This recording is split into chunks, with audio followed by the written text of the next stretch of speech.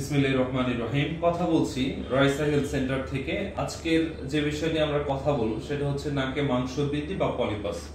Polypus তথা নাকে মাংস বৃদ্ধি জনিত সমস্যায় যে সমস্ত উপসর্গগুলি রোগীদের মধ্যে পরিলক্ষিত করা যায় তাদের মধ্যে অন্যতম হচ্ছে নেজাল কনজেশন, নাক বন্ধ থাকা, স্নিজিং, হাঁচি হওয়া, মাথা ব্যথা হওয়া এবং নাক দিয়ে পানি পড়া ও সারা বছর সর্দি লেগে থাকা, এগুলো হচ্ছে অন্যতম কারণ।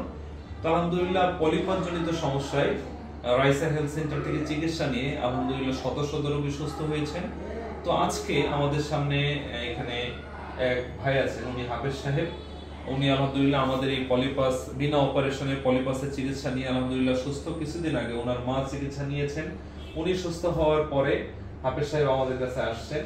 তা আমরা একটু হাফেজ সাহেব আপনার কাছে একটু জানতে চাইবো যে আপনি যখন আমাদের কাছে আসছিলেন তখন আপনার কি সমস্যা ছিল, যদি একটু বলেন।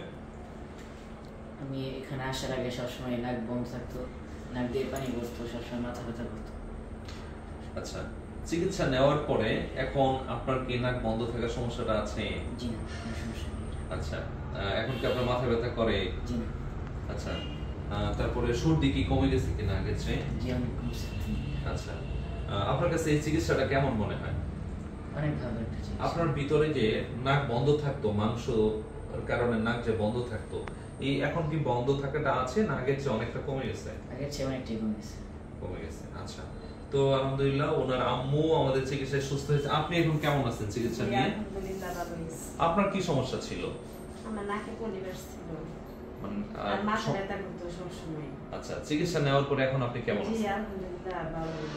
ভালো আছেন আলহামদুলিল্লাহ। তো এই চিকিৎসাটা আপনার কাছে কেমন মনে হয়? জি ভালো। এই জন্য এই পলিপাস জনিত সমস্যা আমাদের চিকিৎসাটা হচ্ছে একেবারে আধুনিক।